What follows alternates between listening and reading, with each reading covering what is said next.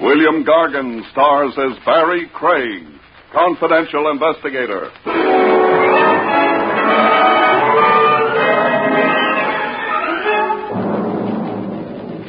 One thing about a corpse you can be sure, folks. Everybody's always trying to palm it off on the next guy.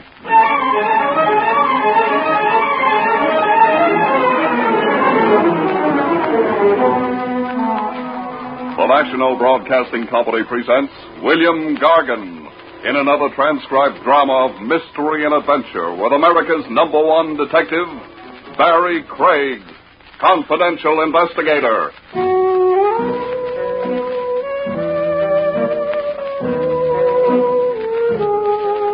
Barrie Craig speaking. A wise man once said a good detective's brain is in his feet. I guess he meant footwork solves more crimes than brain work. Ah, Mr. My aching metatarsals. In my business, you rest your feet every chance you get. Any raised surface. Desks, tables, a friendly lap. Off go your shoes, and up go your feet. On this occasion, I had my feet high off the floor in a tavern, downtown along Bail Bond Row, waiting for a bail bondsman named Soloway. Sam Soloway. We had a date set up. Soloway had poured his troubles out to me on the telephone. A Rogues Gallery pinup boy, Joey Florio, had skipped, leaving Soloway holding the bag for bail bond money. A cash loss big enough to give any bondsman heart failure. $50,000.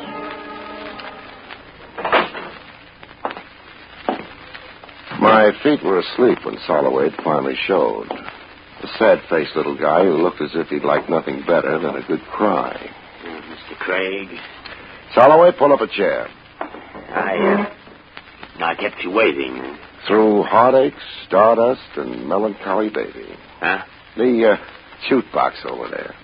It's been crying for half an hour. You look mopey, Sam. Mopey? Somebody should have strangled me before I became a bail bondsman. Craig, you've got to catch me a rat. Joey Florio? Joey Florio. He jumped bail, yes, but he's still here in New York. What makes you so sure? One thing, the police have every exit covered. Also, on the grapevine, I was tipped off that Florio stuck around to wind up his business. Close his horse parlors, collect all the cash he can, like a man going away for a long time. Going where? Europe, somewhere. He's going to catch a plane for Europe. Just like that, huh? A fugitive racketeer under indictment breezes into an airport all smiles and climbs aboard a plane. Oh, he has nerve, Joey Florio. It took nerve to become a high muck-a-muck of the rackets. Exactly what do you want of me, Sam? Catch Joey Florio. I'll give you 10% of the bond money you saved me. You're a sucker for hiring me on the side. You've got the whole police department working for you, for free, gratis. I feel safer with one man working for $5,000. Just how do you expect me to cover the airports? I've only got 2 arms and legs. I'll hire people. Just show me an expense account. Cover the airports and then cover my funeral. Because if I lose $50,000 on account of a rat like Florio, I'm positively going to shoot myself through the head. Hear that song, Sam? Sad, huh? So what? It's my nickel. The song takes me back, Sam, way back. My first long pants, and the girl named Glory. A fine time for reminiscences. Blonde curls down to her shoulders. We had a portable Victrola going in a rowboat on Prospect Park Lake. Moon Dust. The record we were playing was Moon Dust. Craig, please, you've got a job to do. Oh, maybe I should have married her, Sam. Better you remained a bachelor. A shamus in a world of hoodlums. How long can you live? Why take a nice girl and make a widow? Oh, Sam, come off it. You sure loused up a memory for me.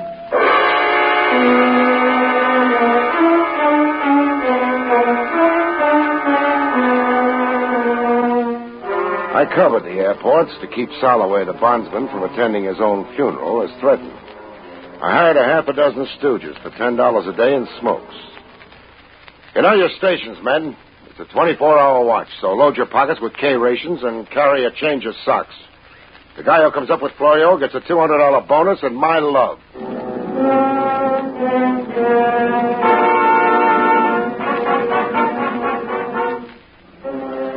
Chance in a million, but I kept it going for a week with as much action as an icebox salesman at the North Pole. Then I gave up.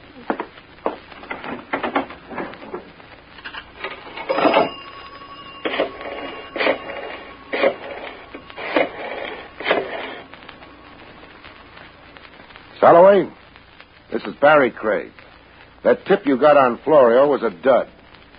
I'm canceling out as of now. I'll send you a bill. Coaxing's no good. Neither is throwing hysterics.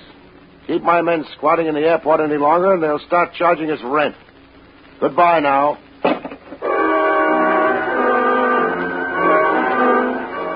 I was through with Joey Florio's disappearance. That is, I thought I was through with it. I found out different exactly 2 hours after I'd crossed Soloway off my list of clients.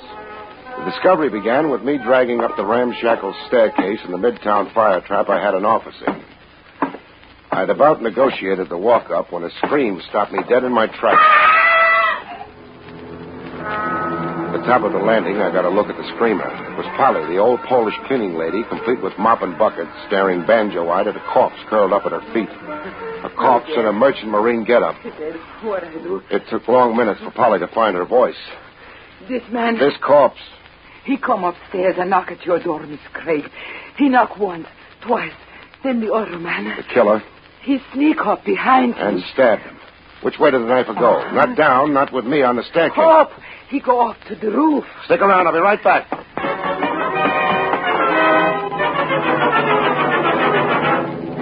I was right back, empty-handed. The roof led to 88 exits at a 4-block square. A perfect setup for a killer making his escape. I dragged the stiff into my office and then talked to Polly some more, getting nowhere. Now tell me, the knifer, what did he look like? Bad. A bad face. I see that face and I know that man no good. Sure. There were character bumps on his face and you read them. But draw me a picture, huh? Height, build, how he was dressed, some identifying marks maybe. Oh, he's short, man. Yeah? And his hat pulled down over his face. I never forget. He stabbed the sailor, then he stabbed him again. And again, and then again, yeah. 4 separate wounds. I've counted them, but give me more description. He's short, man, and his hat over his eyes. I never forget. A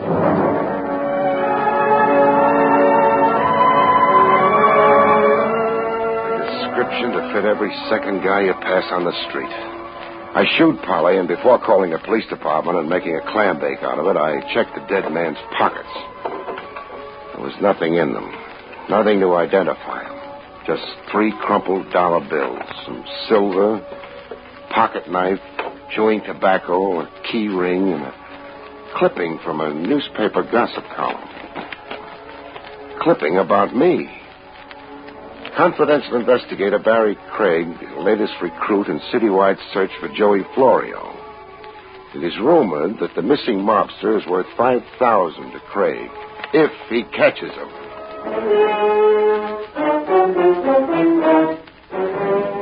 I was picking my brains over why an unidentified merchant seaman would come see me and get murdered doing it when the phone rang. Craig speaking. I got information for you about Joey Florio. That is, if you're interested. Who am I talking to? General Grant. What kind of a guy? Look, I like knowing who I'm talking to. Then you're not interested in what I have to say. All right, I'm interested. What about Florio? He's at the Freedom Hotel on the Bowery. Making out he's a bum. Whoever said he wasn't. Well, if you was to get over there right away... Why right away? Florio's all set to move on to somewhere else. You really want him, it's gonna be right away. I see. Tell me now, General, sleeping up in that tomb on Riverside Drive like you've been, how'd you know I was interested in finding Joey Florio? It's been in the papers. I read it in the column. And why are you so interested in double-crossing Florio? For a cut in the 5Gs you're going to collect? Oh? How will I know who to pay a cut to if you don't identify yourself? I'll be around to collect when you catch Florio. Better hop to it on the double. Florio's not going to sit around waiting for you. So long.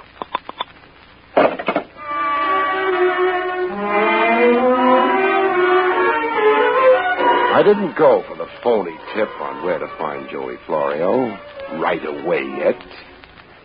10 years as a confidential operative, and you don't jump at bait like a seal in Central Park.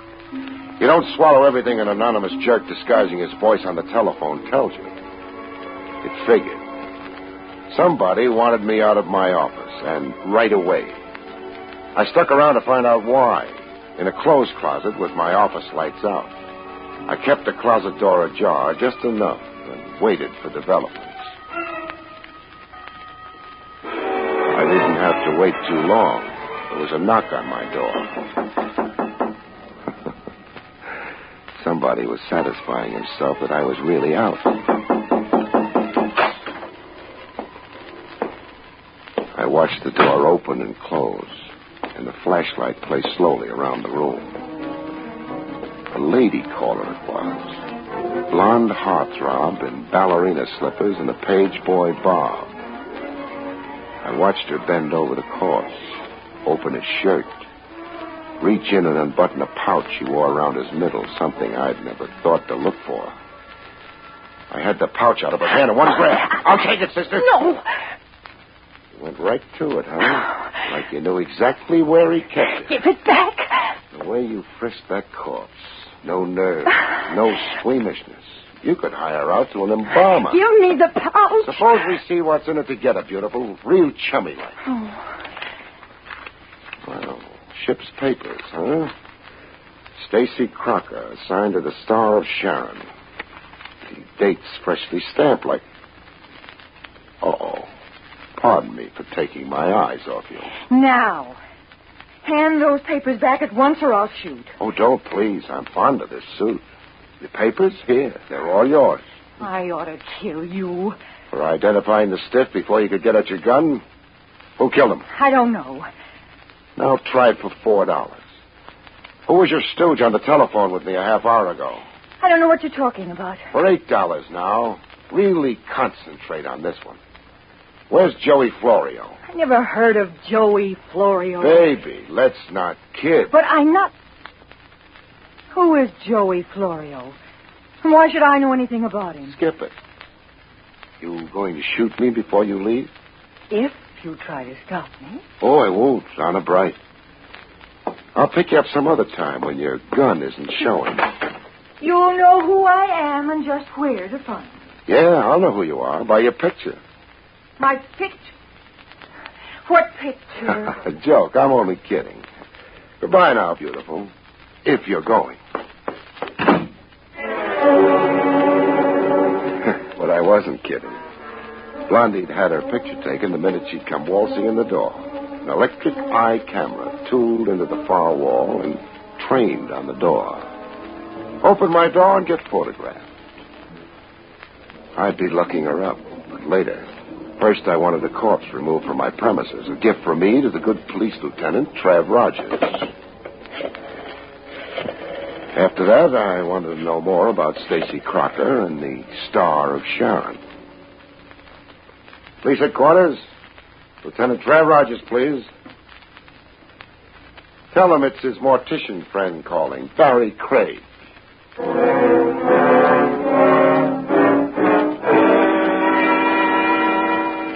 My interview later aboard the Star of Sharon, anchored off Pier 20, was short and sweet.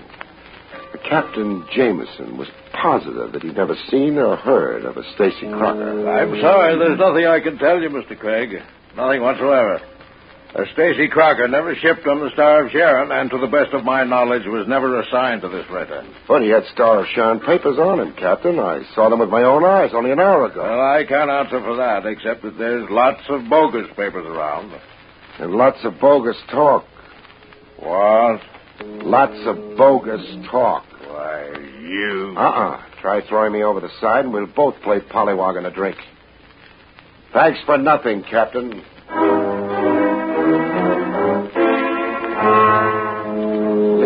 Star of Sharon on my way to police headquarters, somebody decided it was time to discourage me a little. A high-powered rifle shot from somewhere in an empty row of dilapidated buildings along West Street. It breezed close enough to my skull to give me a head cold. I got moving on the double.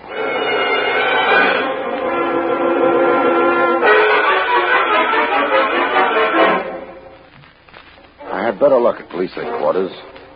Trav Rogers had wormed into the case as snug as he could get. About that corpse, Craig. Oh, the corpse that Ivy gave? The next time you're sentimental, make it a box of candy. You were saying? Stacey Crocker was a professional informer. He'd come through with vital information for a fee. Then Crocker came to me with information to sell. I'd say so. Got any idea who murdered him? No, not yet. You mean you're not telling? I mean, I don't know. What about the girl, Trav? Does her picture match anything in police files? I suppose I'm a fool to tell you. Yes, it matches a picture filed with us when she applied for a nightclub hat checker's license. A nightclub hat checker's license? Why the skeptical look? She wore ballerina slippers. You know, capriccios. No heels, low to the floor. So? So I'm a little disillusioned. And a little crazy. I have a license application here. Her name is Myrna Wilson. The address she gave us is the Hotel Mohansick. What's your position in this case, Craig? The usual 100% cooperation with the department. I'm your boy, and I don't cost you a cent. Jolly civic of you. Who brought you into the case? Joey Florio's bail bondsman, Sam Soloway. I was to get 10% of the bond money if I beat the department to Florio. Does the murder of Stacey Crocker and this Myrna Wilson have to do with Joey Florio? If I said yes, I'd only be guessing. Well, I'll have to tear myself away now. Keep in touch, Barrie. Let's not compete. Sure, I'll keep in touch. Any corpse I meet, you get first introduction. Oh, Trav. Yes, Craig. The Star of Sharon. When does she sail? Midnight tonight. I suggest you search her from stem to stern, just in case the disappeared Joey Florio does tie in with the murder of Crocker, and just in case Florio picked the Star of Sharon as his way out. We have searched the Star of Sharon. While you had your feet up on my desk and ordered my office around, I had 20 men go over every inch of the Star of Sharon. Oh, clever man. I'm going to tell a taxpayer about you.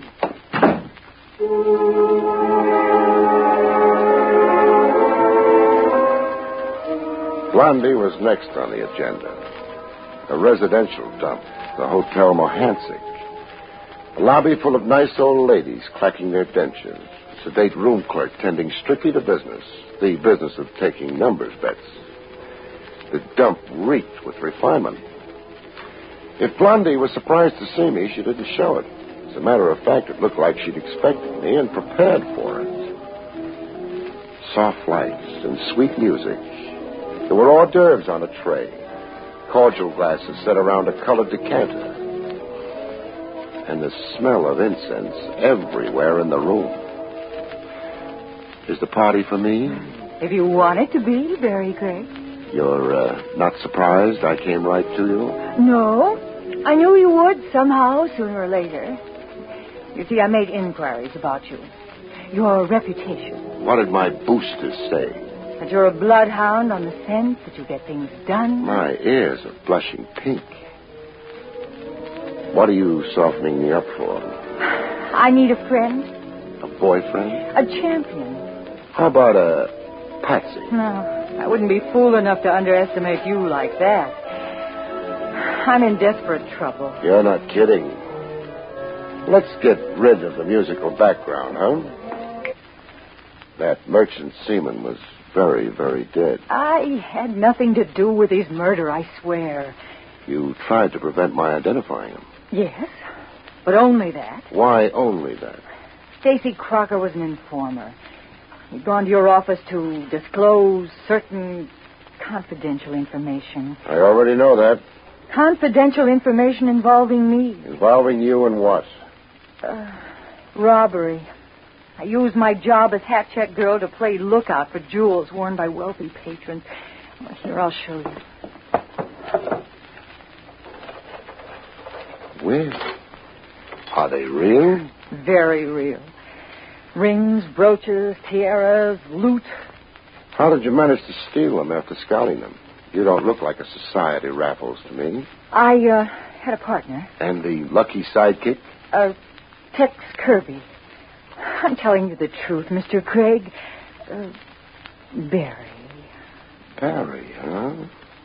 We're really getting cozy now. But let's hear Kirby's version of it. Hear Kirby's version, but how... But where is Kirby? Watch how I materialize people, beautiful. Okay, Kirby, you can come out of the kitchen now and join the party. You're smart, Craig. I learned to add 2 and 2 a long time ago in night school. I figured Blondie would have a chaperone hidden somewhere in the woodwork. When a great lover boy like me came calling. I asked Kirby to be here in case you insisted on questioning him. Sure. Okay, I'm insisting.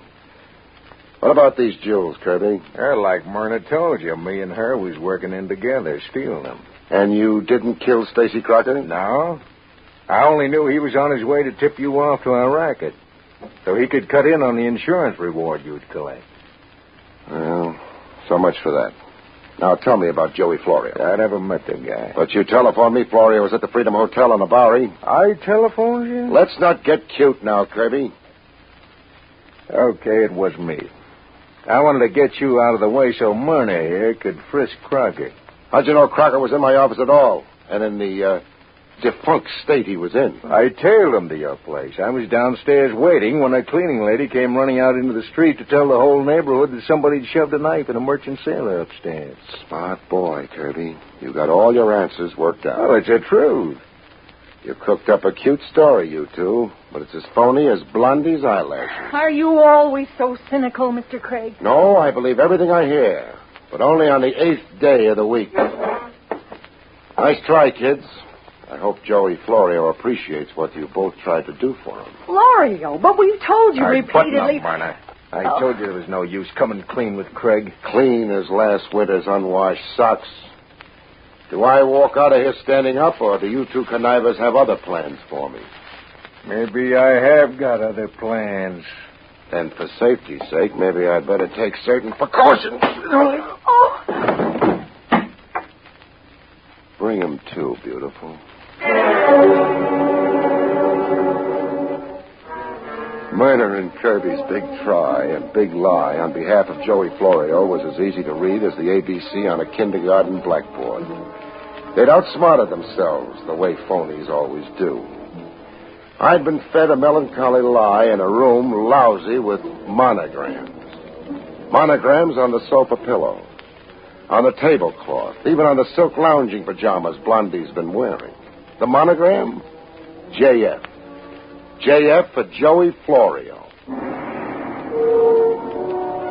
It all boiled down to one simple truth. I didn't have to be the 7th son of a gypsy to figure it out. Florio planned to leave justice, Soloway the bondsman, and the USA behind him. Not by plane, but on the Star of Sharon. Stacy Crocker had come to sell me that when somebody stopped him. Then Kirby and Blondie did what they could to stop me from identifying Crocker, from tying Crocker in with the Star of Sharon. I was in a doorway along the waterfront at midnight, 15 minutes before sailing time. There was a cop assigned by Trav Rogers on fixed post, watching the Star of Sharon until it sailed. Everything was as quiet as a graveyard for a while. Then the fireworks began with a rush. First came a scream. A woman screaming her head off around some dark corner. A cop on detail went running toward the scream, waving his service gun. I stood pat in the doorway. It was a decoy trick. It had whiskers on it. If it wasn't, even a woman getting herself murdered somewhere couldn't get me away from the Star of Sharon. I played it right. With the cop diverted, a car rolled up to a fast stop right in front of the pier. I watched the guy jump out and the car shoot away. I didn't have to guess who. Bail jumper Joey Florio, catching a freighter at the last minute. He was running for the gangplank when I fired a warning shot. Florio, stop where you are! Florio stopped cold and I went across to get him. Somebody had other plans for Florio. Somebody with a stuttering typewriter.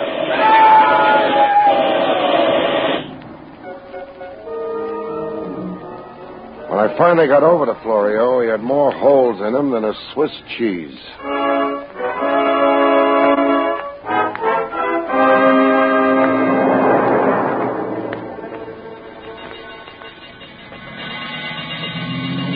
The police took over. The last I saw of Lieutenant Rogers, he was hitching a ride on the morgue wagon.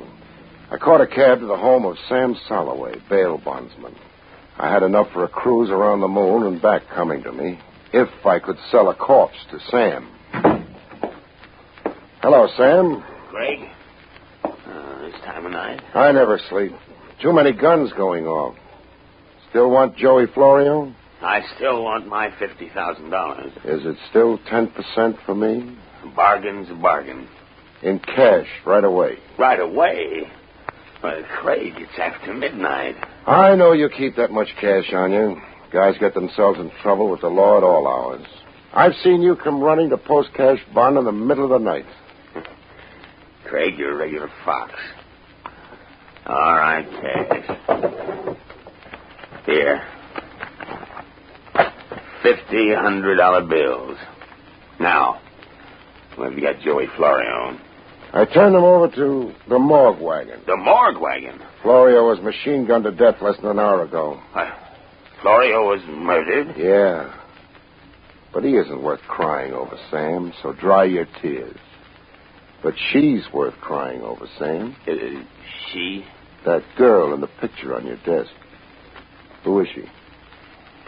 My daughter, Hannah. Hannah? I know her as a hat check girl calling herself Myrna Wilson. You didn't really expect to get away with it, did you, Sam? No, I guess not. All I wanted to do was see Joey Florio dead. And you sure did that. I didn't have to be too bright to know that you had some hidden motive in bailing out a bad risk like Joey Florio. I wanted him out of jail, in the open. But I could kill him. So you hired me to lead you to him, before he either got away or the police sealed him off from your vengeance. Then you followed me around while I looked for Florio. Yes. He turned my daughter's head. He dishonored me. I wanted to kill him myself. I'm sorry, Sam. Sorry you were fool enough to take the law in your own hands. You want your $5,000 back? Keep it, Craig.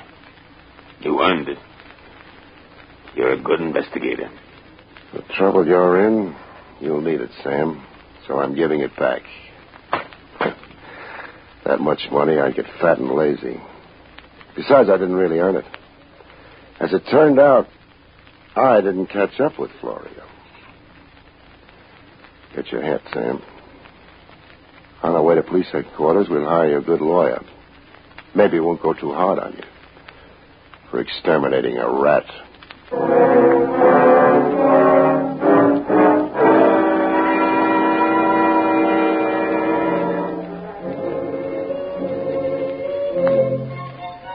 You rest your feet in my business every chance you get. Any raised surface handy.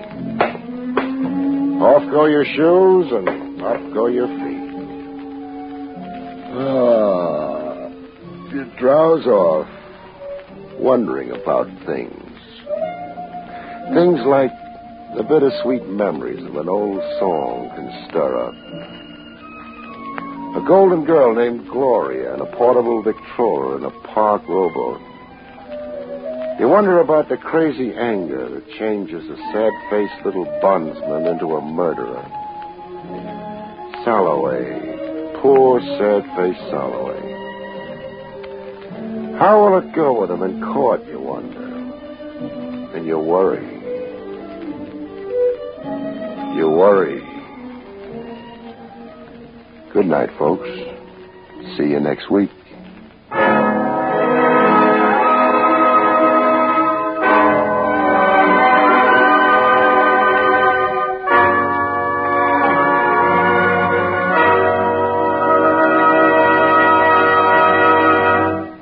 You have been listening to William Gargan in another exciting transcribed mystery drama from the adventures of Barrie Craig, Confidential Investigator.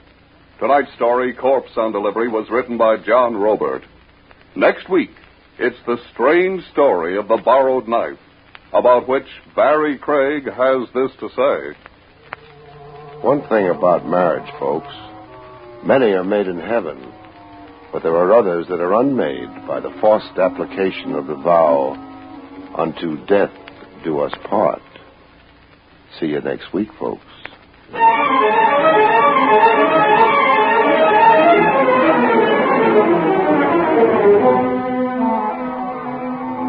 Featured in the role of Myrna was Anzie Strickland.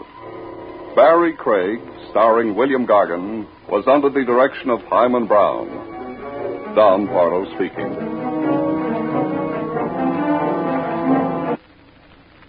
Now it's Meredith Wilson's Music Room on NBC.